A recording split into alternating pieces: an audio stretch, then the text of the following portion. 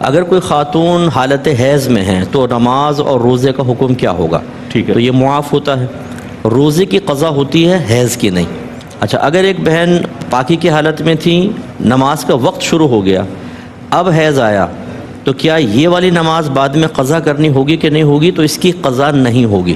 یہ نہیں کہ ظہر کا وقت شروع ہو گیا تھا تو ہمارے ذمہ لازم ہو گئی، بیچ میں حیض آیا تو بہرحال قضا ادا کرنی پڑے، ایسا نہیں ہے۔ لیکن اگر کسی بہن کا روزہ تھا اور حالت روزہ میں حیض آ گیا تو انہیں یہ روزہ چھوڑنا ہوگا، یہ گیا روزہ، لیکن بعد میں اس کی قضا کرنی ہوگی، ٹھیک ہے نا؟ تو یہ تھوڑا سا تصحیح تھی۔ اب یہ جو بہن نے فرمایا کہ سحری کے 20 منٹ بعد اگر حیض آ گیا تو بالکل وہ روزہ نہ رہا، لیکن ان کو مثل روزہ دار کے وہ پورا دن گزارنا چاہیے۔ دیکھیے، بچی نے پوچھا کہ روزوں کا فدیہ یا صدقہ فطر وغیرہ یہ رمضان میں ادا کریں یا رمضان کے بعد بھی دے سکتے ہیں؟ دیکھیں، فدیہ تو پوری زندگی وقت ہے۔ اگر کسی کے اوپر فدیہ لازم ہو جاتا ہے، جیسے کوئی بہت ہی بوڑھے ہیں، اب آئندہ زندگی میں روزے رکھ ہی نہیں سکتے، کوئی بہت بیمار ہے، آئندہ صحت کی امید نہیں ہے، تو وہ ایک صدقہ فطر کی مقدار ایک روزے کے بدلے میں صدقہ کر دیں، اس کو فدیہ کہتے ہیں۔ یہ رمضان میں بھی دے سکتے ہیں، رمضان کے بعد بھی دے سکتے ہیں۔ صدقہ فطر جو ہے اس کا مستحب وقت ہے عید سے پہلے ادا کرنا۔ یہ اکثر ہمارے یہاں ہوتا ہے، اسٹال لگے ہوتے ہیں، لوگ عید کی نماز پڑھنے آ رہے ہوتے ہیں، وہاں دے رہے ہوتے ہیں، یہ مستحب ہے، لیکن اس سے بھی افضل یہ ہے کہ رمضان کے دوران ادا کیا جائے۔ کئی صحابہ کرام رمضان کے دوران ادا کرتے تھے، اس کی وجہ یہ تھی تاکہ غریب تک مال پہنچے اور وہ عید کی تیاری کر سکے، لیکن اس کا وقت بھی پوری زندگی ہے۔ لہذا اگر کسی نے یہ سمجھا کہ عید گزر گئی، ہم صدقہ فطر ادا نہیں کر سکے تو اب وہ معاف ہو گیا، ایسا نہیں ہے، بعد میں بھی آپ ادا کر سکتے ہیں، لیکن خواہ تاخیر کی تو یہ مناسب نہیں ہے۔ عذر کے سبب ہے تو پھر اللہ تعالیٰ معاف فرمانے والا ہے۔ اچھا، وہ کون سے امور ہے مفتی صاحب کہ روزہ تو ٹوٹ جاتا ہے لیکن یہ معلوم نہیں ہوتا روزہ دار کو کہ میرا تو روزہ ٹوٹ گیا ہے؟ وہ کون سے امور میں چاہتا ہوں چونکہ ظاہر ہے رہنمائی ہو جائے، آج یکم رمضان ہے تو آج ہی سے لوگ احتیاط بھی کر لیں گے، اور اس بات کے حوالے سے ایک لفظ میں جواب دوں گا جو بڑا مطلب یہ کہ اجمالی اور مستند جواب ہے، جہالت۔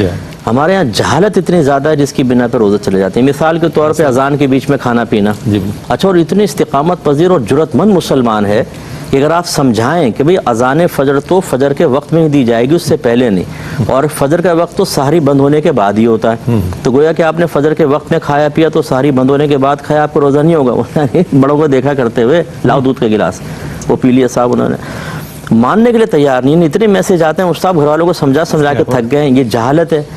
اسی طریقے سے سائرن پہ روزہ کھولنا اور اذانوں پہ، بعض اوقات مؤذن صاحب جو ہیں وہ پہلے سائرن بجا دیتے ہیں، وہ پتہ نہیں اس کو بھوک لگ رہی ہوتی ہے کیا ہوتی ہے، وہ بٹن دبایا پہنچ گیا حجرے میں، تو وہ گڑبڑے۔ تو یہ بھی ایک ہے کہ اس سے اذان سے روزہ کھولنے بند کرنے کا تعلق نہیں ہے، سائرن سے نہیں ہے، وقت سے ہے۔ آپ وقت دیکھیں، اس کے بعد کریں۔ اسی طریقے سے ایک صاحب نے کہا میں منہ میں پان رکھ لیتا ہوں، پی کے اندر نہیں جانے دیتا، وہ باہر پھینکتا رہتا ہوں۔ اعلیٰ حضرت رحمۃ اللہ نے فرمایا کہ چاہے منہ میں رکھے، یہ اس کے ذرات غیر محسوس طریقے سے حلق میں اتر جاتے ہیں، روزہ ٹوٹے گا۔ اسی طرح آئی ڈراپس وغیرہ جو ہیں، یہ بھی بعض لوگ سمجھتے ہیں، کیونکہ پرانے فقہاء کرام نے اپنی کتب میں یہی لکھا کہ کان میں دوا ڈالیں گے کان میں ڈالیں گے روزہ چلا جائے گا، آنکھ میں ڈالیں گے نہیں جائے گا۔ کیونکہ اس وقت میڈیکل سائنس نے اتنی ترقی نہیں کی تھی، تو انہوں نے ان مسائل کی بنیاد ظن غالب پر رکھی کہ شاید آنکھ میں اور حلق میں پیسے ضرورت نہیں ہے، کان میں ہے، تو انہوں نے کہا کان میں دوا سے چلا جائے گا۔ اب جب مسئلے کی تحقیق ہو گئی اور یہ مسائل موقوف ہی طب پر تھے، میڈیکل پر تھے، تو مسئلہ بدلا۔ اگر وہ فقہا بھی آج ہوتے تو یہی فرماتے کہ آئی ڈراپ سے روزہ ٹوٹ جائے گا، کان میں دوا ڈالیں گے، جب تک کان کا پردہ سلامت ہے نہیں ٹوٹے گا۔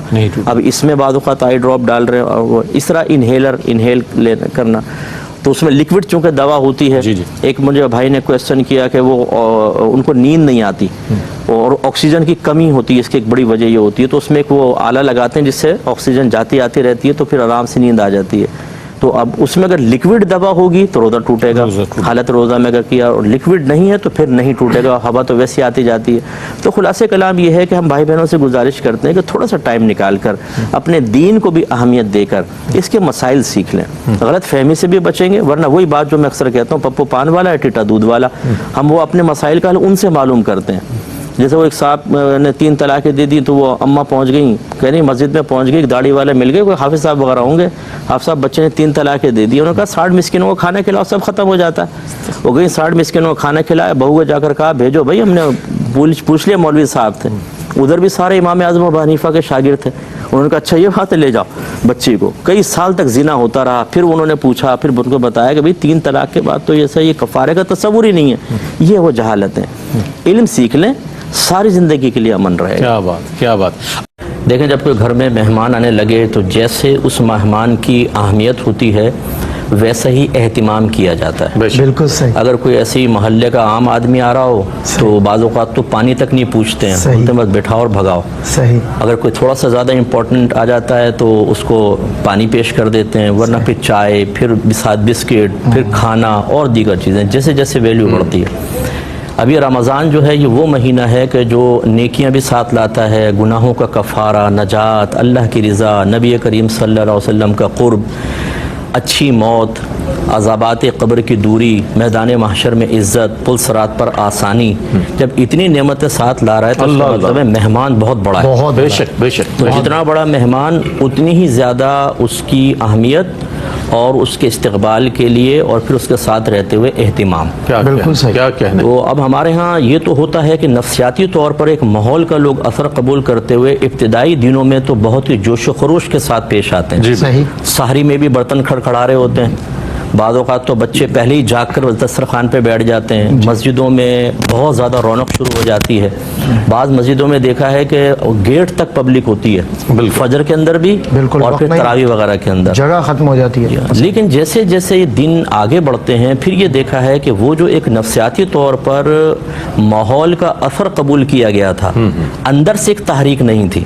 اس جب ماحول کا اثر کم ہوتا ہے تو چونکہ اندر سے تو کوئی تحریک نہیں تھی, نظریاتی تحریک ایک الگ چیز ہوتی ہے, اندر سے روحانی تحریک ایک الگ چیز ہوتی ہے. وہ جب حاصل نہ ہو تو پھر اس کا نتیجہ نکلتا ہے کہ جس نوجوان نے ابتدائی 1 ہفتے انٹرنیٹ کو چھوڑا ہوا تھا, ٹائم ضائع نہیں کر رہا تھا, وہ انہی فحش چیزوں میں لگ جاتا ہے. ہماری فجر کی جماعت تک سمٹ کر چند صفوں تک محدود ہو جاتی ہے. بالکل صحیح فرمایا. تراویح میں لوگ غائب ہو جاتے ہیں. پھر یہ جو 5 روزہ تراویح, 10 روزہ, 15 روزہ تراویح, اس نے ایک منفی اثر یہ مرتب کیا نفسیاتی اعتبار سے کہ لوگ سمجھے کہ بس پورا قرآن تراویح میں سن لو, اس کے بعد 30 دن تک تراویح کا ادا کرنا ضروری نہیں ہے. چنانچہ مسجد ہماری تقریباً ویران. اور پھر یہ کووڈ-19 کی وجہ سے اور زیادہ کچھ لوگ اثر قبول کر رہے ہیں. اسی طریقے سے خواتین کا معاملہ ہے کہ شروع میں تھوڑی محتاط ہوتی ہے, لیکن پھر غیبتیں, چغلیاں, اور پھر وہی عام روٹین پر آ جاتے ہیں. تو خلاصہ کلام یہ ہے کہ وقتی طور پر ماحول کا اثر قبول کرتے ہوئے استقبال پر پوری توجہ کرنا اور استقامت کو فراموش کر دینا یہ مناسب نہیں ہے, بلکہ ہمیں پورے 30 دن کے لیے ایک لائے عمل تیار کرنا چاہیے.